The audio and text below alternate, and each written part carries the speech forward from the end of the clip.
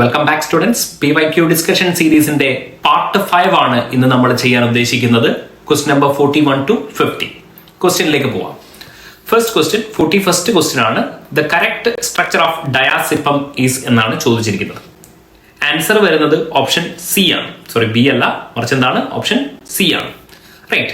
അപ്പൊ നിങ്ങൾക്ക് ഒരു ഡൗട്ട് ഉണ്ടാവും, സ്വാഭാവികമായിട്ടും ഈ സ്ട്രക്ചറും ഷേപ്പൊക്കെ ഞങ്ങൾ പഠിച്ചിരിക്കണോ?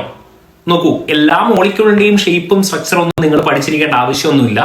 ഏതെങ്കിലും ഒന്നോ രണ്ടോ ക്വസ്റ്റ്യൻ ഒക്കെ ഇങ്ങനെ വരികയാണെങ്കിൽ അതിനെ അറ്റംപ്റ്റ് ചെയ്യാതെ ഒഴിവാക്കി വിട്ടാലും കുഴപ്പമില്ല.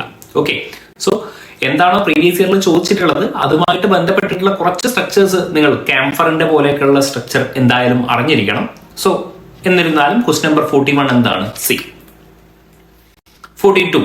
The property measured in derivative thermogravimetric analysis is TGA എന്നാണ് ചോദിച്ചിരിക്കുന്നത് അല്ലെ. തെർമോഗ്രാവിമെട്രിക് അനാലിസിസിൽ എന്തിന്റെ ബേസിസിലാണ് പ്രോപ്പർട്ടി മെഷർ ചെയ്യുന്നത് എന്നുള്ളതാണ്. സോ ഓപ്ഷൻ ഡി ആണ് അല്ലെ.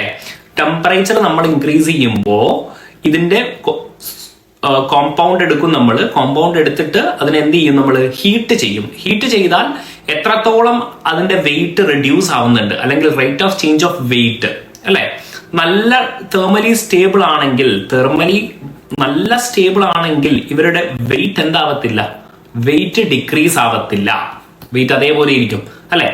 വളരെ കുറഞ്ഞ തെർമൽ സ്റ്റെബിലിറ്റി മാത്രമേ ഉള്ളൂ എങ്കിൽ ഇവരുടെ എന്തായിരിക്കും? വെയിറ്റ് എന്ത് ചെയ്യും? പെട്ടെന്ന് ഡിക്രീസ് ആവും. സോ എന്താണ് ബേസിക്കലി നമ്മുടെ ആൻസർ? എന്ത് വരും? Rate of change of weight വരും അല്ലെ. TGA അനാലിസിസ് ഓർത്ത് വെക്കുക, വളരെ ഇമ്പോർട്ടന്റ് ആണ്. Rate of change of weight ആണ്. ഓക്കെ, ടെമ്പറേച്ചർ ഇൻക്രീസ് വെയിറ്റ് കുറഞ്ഞു എന്നുള്ളതിനെ ബേസ് ചെയ്തിട്ടാണ് TGA ഉണ്ടായിരിക്കുന്നത്. Right. Next question. The percentage purity of a sample of copper sulfate. Copper സൾഫേറ്റിന്റെ പ്യൂരിറ്റിയെ അളക്കാൻ ഡിറ്റർമൈൻ ചെയ്യാൻ പറ്റുന്നത് ഐഡോമെട്രി വെച്ച് പറ്റത്തില്ലേ? യെസ്. ഇലക്ട്രോഗ്രാവിമെട്രി വെച്ച് പറ്റത്തില്ലേ? യെസ്. പോളറോഗ്രാഫി വെച്ചിട്ട് പറ്റത്തില്ലേ? യെസ്. എല്ലാരെയും കൊണ്ടും എന്ത് ചെയ്യാൻ പറ്റും? പ്യൂരിറ്റി മെഷർ ചെയ്യാൻ പറ്റും. സോ ആൻസർ എന്ത് വരും? Option D. All of these വരും. Right. Next question. In neutron activation analysis, the atom is identified by. Atom is identified എങ്ങനെയാണ് atom ഐഡന്റിഫൈ ചെയ്യുന്നത്?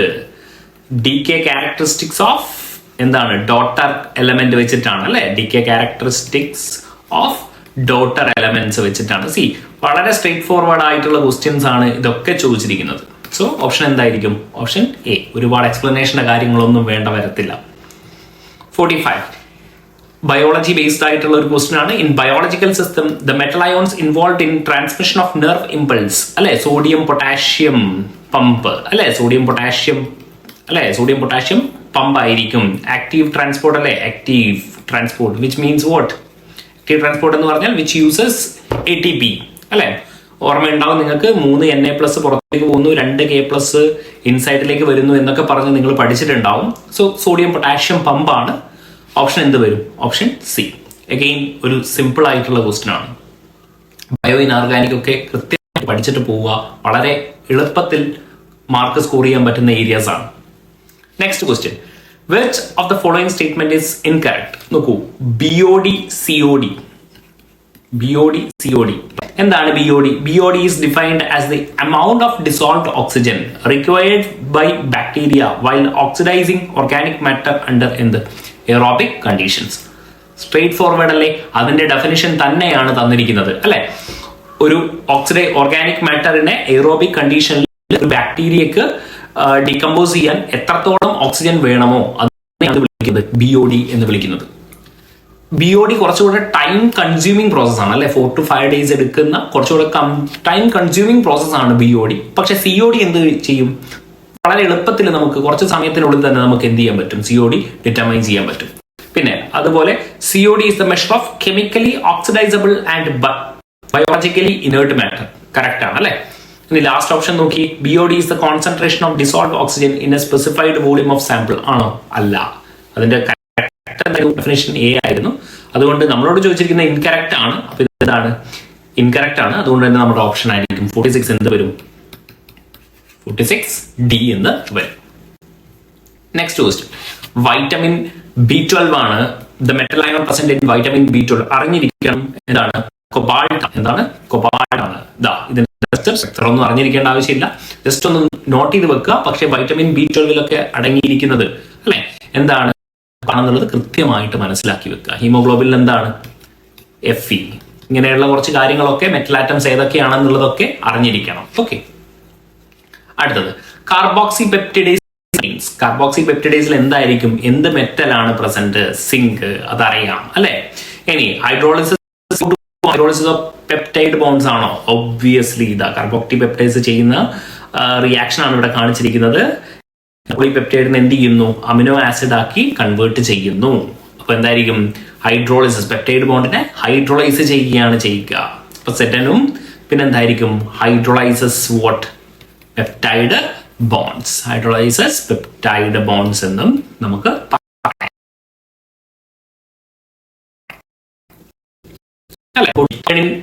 ഹീമോഗ്ലോബിൻ ഈസ്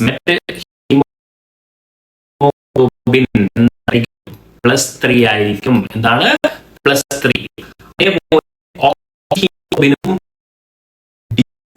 ഡിയോക്സി ഹീമോഗ്ലോബിനും എന്താണ് നമുക്ക് കൃത്യമായി അറിഞ്ഞിരിക്കണം. ഇതേപോലെ ഹീമോഗ്ലോബിന്റെ എന്താണ്? ആണ് Fe2 ആണ്. ഇവിടെ എന്താണ്? ഹൈ സ്പിൻ L2 ആണ്. കാര്യങ്ങളൊക്കെ കുറച്ച് ഇമ്പോർട്ടന്റ് ആയിട്ടുള്ളത് പറഞ്ഞു പോകുന്നേ ഉള്ളൂ. ഓക്കെ, 49 എന്താണ്? A part of C3V character table is given below. Growth തിയറിയുമായി ബേസ് ചെയ്തിട്ടുള്ള ക്വസ്റ്റ്യൻ ആണ് അല്ലെ? Along with the reduced representation top, identify the reduced form of എന്നാണ് ചോദിച്ചിരിക്കുന്നത്. സോ റെഡ്യൂസ്ഡ് ഫോം ആണ് നമുക്ക് കണ്ടുപിടിക്കേണ്ടത്. എങ്ങനെയാണ് ഇത് കണ്ടുപിടിക്കുക? ദാ ഒന്ന് കാണിച്ചു തരാം. ദാ ഒരു പേജും കൂടെ ഞാൻ എടുക്കുകയാണ്. യെസ്, നോക്കൂ. A1 അല്ലേ നമുക്ക് കണ്ടുപിടിക്കേണ്ടത്? റെഡ്യൂസ്ഡ് ഫോമിൽ, കറക്റ്റ് റെഡ്യൂസ്ഡ് ഫോമിൽ കണ്ടുപിടിക്കേണ്ടത് A1 എങ്ങനെ കണ്ടുപിടിക്കും?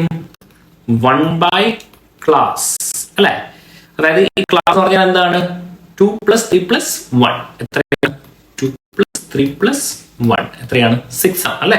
6. നമ്മുടെ ക്ലാസിന്റെ എത്ര വാല്യൂ എത്രയാണ്? 6 ആണ് നമുക്ക് മനസ്സിലായി. അപ്പൊ നമുക്ക് അത് എഴുതാം. A1 6 ആണ് അല്ലെ? 1/6 എന്നിട്ട് ബ്രാക്കറ്റിൽ എഴുതാം. എന്നിട്ട് A1 അല്ലേ നമുക്ക് കണ്ടുപിടിക്കേണ്ടത്? ഇവിടെ എത്രയാണ്? 1 ആണ്. അപ്പോൾ A1 ഇതാണ് അല്ലെ? A1 ഇതാകുമ്പോൾ 1 × 1 × ഇങ്ങനെ മൾട്ടിപ്ലൈ ചെയ്യാം. 1 × 1 × 7 എത്രയാണ്? 7 അല്ലെ? പ്ലസ് ഇവിടെ എത്രയാണ്? ഇതേപോലെ A1 മൾട്ടിപ്ലൈ ചെയ്തോളൂ. 2 × 1 × 1 എത്രയാണ്?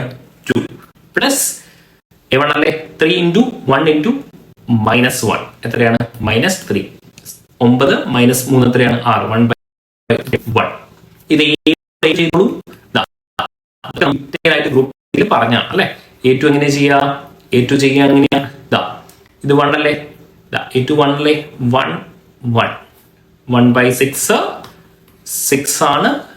സോറി, 1 × 7 എത്രയാണ്? 7 തന്നെയാണ് വരിക. 7 പ്ലസ് 2 × 1 × 1 എത്രയാണ്? 2 വരും അല്ലെ? പ്ലസ് 3 × -1 × -1 അപ്പൊ എത്രയായിരിക്കും? +3. 9 3 12 2 വരും അല്ലെ? അതേപോലെ എന്ത് ചെയ്യണം? നമുക്ക് ഇയും കണ്ടുപിടിക്കണ്ടേ? ഇ എങ്ങനെ കണ്ടുപിടിക്കും? ഇ എങ്ങനെയായിരിക്കും? ഇന്റെ നോക്കാം. ഞാൻ ഡിഗ്രി ആണ്.